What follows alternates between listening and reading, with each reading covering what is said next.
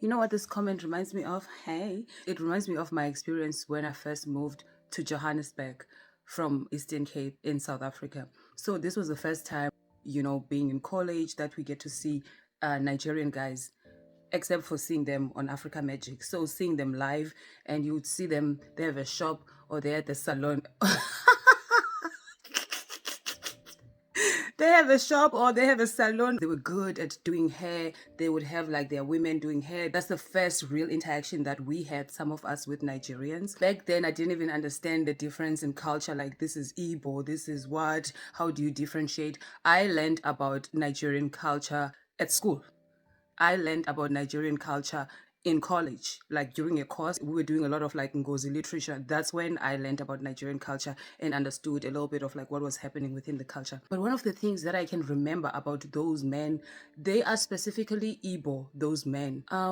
Those men, they would shame South African women a lot. You know, we're in Joburg, we're college students, we're in Pretoria, we're having fun, we're exploring the city.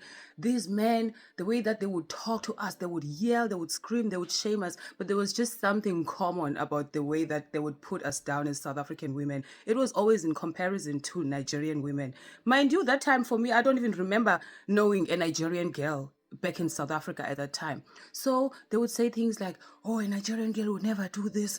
Oh, a Nigerian girl. Like, they literally made us feel like we're these wild animals, that Nigerian girls are these good women that are conservative, that are respectful, that are, they are angels. And us, we are the devils. We are the wild girls.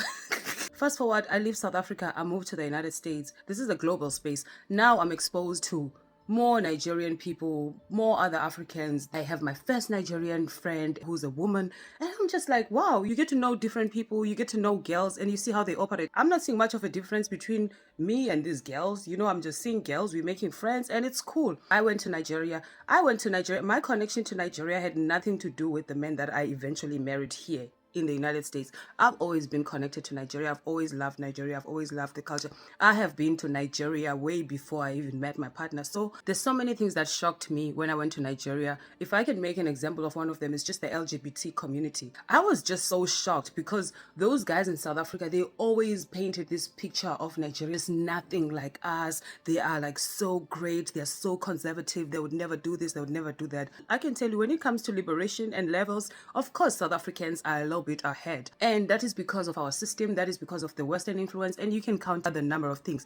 But one of the things that I love about life, nothing stays the same. These men that were so committed to putting us down, making us feel like we're not good enough, or we are not good women, or we're not worthy of being loved and building families just because of who we are. South Africans, we are free-spirited people. We have sexual freedom. It is part of our culture. We are very expressive. That's just who we are. If you want us, you move with us. If you don't want us, stay away from us. That's just what it is. Times have changed. Things have changed. You know what my favorite story is? My favorite story is the one of the Nigerian guy that comes to the Western world or goes to South Africa, and they try to play with another girl there, and then they think that the better girl to settle with is the one that they're going to go to Nigeria and pick up from the village. There's nothing better about that girl. It's just their mindset of manipulation. That's the girl they can manipulate. That's the girl that will listen to them. That's the girl that's gonna worship them. That's the girl, that's gonna say, yes sir, yes oh God, because they're getting this big dream of being brought to whatever country or whatever that you're gonna do for them. When it's time for them to settle down, they're gonna want to go back home and get the girl that's not gonna say no, girl that's not gonna hold them accountable for their actions.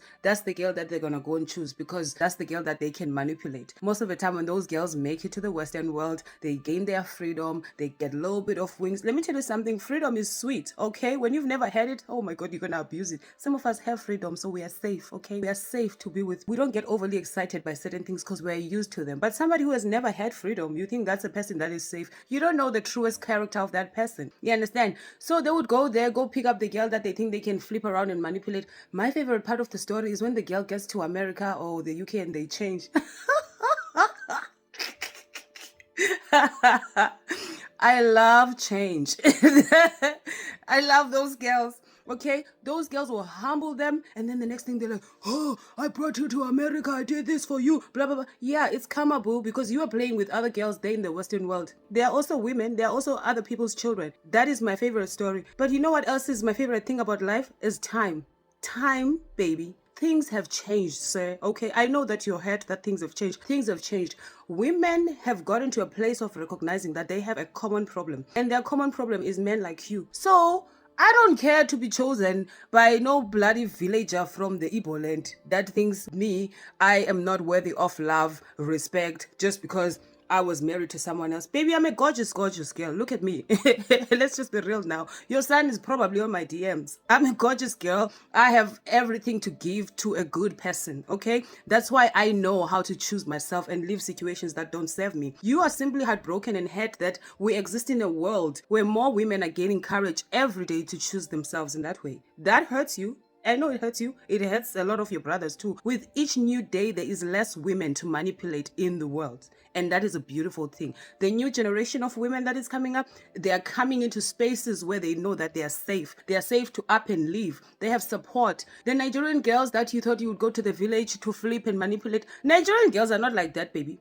I have met Nigerian girls. Nigerian girls, they don't take shit. They used to come to South Africa and talk about it and say, oh, they listen, they're respectful. No, you wanted to manipulate them. Now we speak the same language. We have social media. We advise each other. We see each other. We are for each other. And you are losing.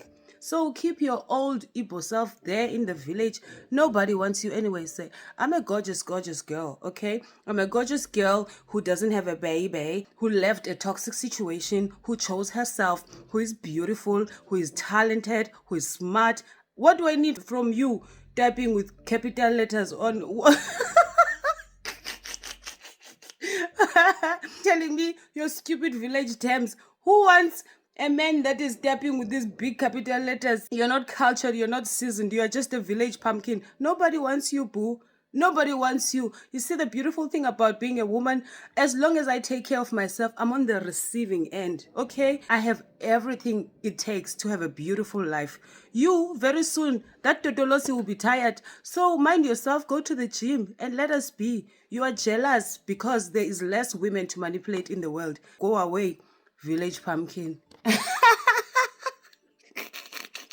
Didn't you see when South African women were marching for women for change? We are united now, okay? The Nigerian girls, we and the Nigerian girls, we are on the same page about the fact that you all need to work on yourself, okay? There's less women to manipulate. And to any girl that has a man that is fetching them from the village, if they fetch you from the village, they don't own you, okay? When you come to the city, if they are not good to you, know that you always have options, okay? And you always have a friend in South Africa. I don't even know these your village terms like, oh, I'm not original, I am fake, I am second hand, I'm what? Let me tell you something, second hand is better. Second hand is more experienced, you know. Second hand threads carefully. Second hand wants to do good. The fact that you even call people second hand, it means like you look at women as objects. That says a lot about the kind of men that you are. Those very same men that used to complain about us, oh, we are wild, we are this, we are that. They don't say that anymore now because their own angels have turned against them.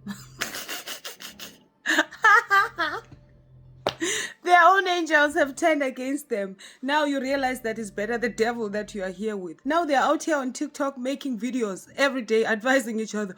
Oh, never go to the village and pick up a wife.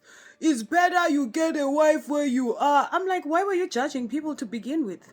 Why were you judging people to begin with?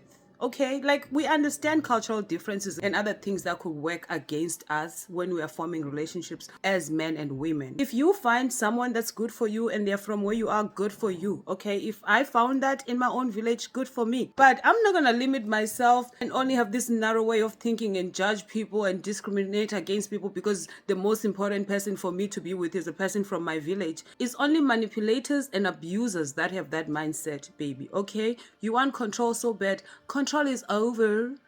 Control is over. There's less women to manipulate in the world. If you don't want to change and be a better man so that you can be in a relationship with a woman, then you're going to have to just live alone and take care of yourself in your deathbed. That's how it's going to be. That's where we are heading right now. And guess who's safer to be alone until they RIP? The woman. Especially a woman who chose themselves and left a man. Because you prepared for that. You think I just up and woke up and be like, oh, I'm single. No, boo. I saw it was not working out for me. And I love my life. I'm beautiful. I'm doing great. You're even mad. And the other thing is that you guys love suffering so bad. You're mad at the fact that I'm not falling apart. No, I came on the internet and cried and said, I need you. I need you to help me restore work that I've lost. I didn't say I need you to help me find my worth or my identity outside a man. No, boo. I was raised by a mom who knows who they are outside a man. So you cannot come and convince me in my 30s that I need to be chosen by a man, especially not a village pumpkin from the Igbo land. Go cook stew there and impress your hungry girls in the village, boo. It's too late, okay? It's not gonna work out here. Here, it only works out with men that want growth, that want change, that understand that relationships are not about dominance, they're about a partnership. A partnership is mutual respect.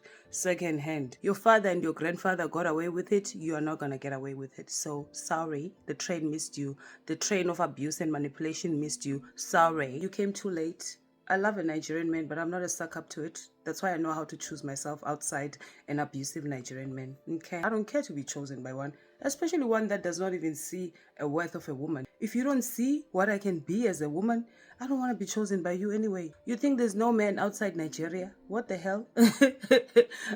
I love other men. You think there's no man outside Nigeria? There's so many Nigerian women that are rejecting you guys. They don't want you. They don't want their own men anymore because they see how toxic you are. You dropping this comment, putting two choices as if I have two choices. I mean, I have choices, Mina.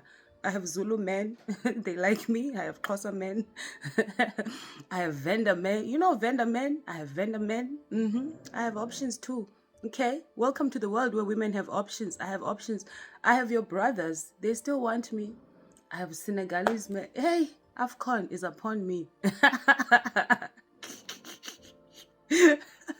I'm even in a better position now, okay? Because I've played the game. So I no longer value just having a man. You know, I value a quality man. So I'm not a pick me. And when you're not a pick me as a woman, then men like you get so upset. You're upset at the fact that I love myself still. You're upset at the fact that I don't look like I'm dying. That's what you're upset at. And you're still gonna be upset because guess what? More women are falling onto that train. I have options, boo. And if I don't have options, so do you. You don't have options, okay? Gone are the days where you think just by being a man you have options. No, you don't have options right now.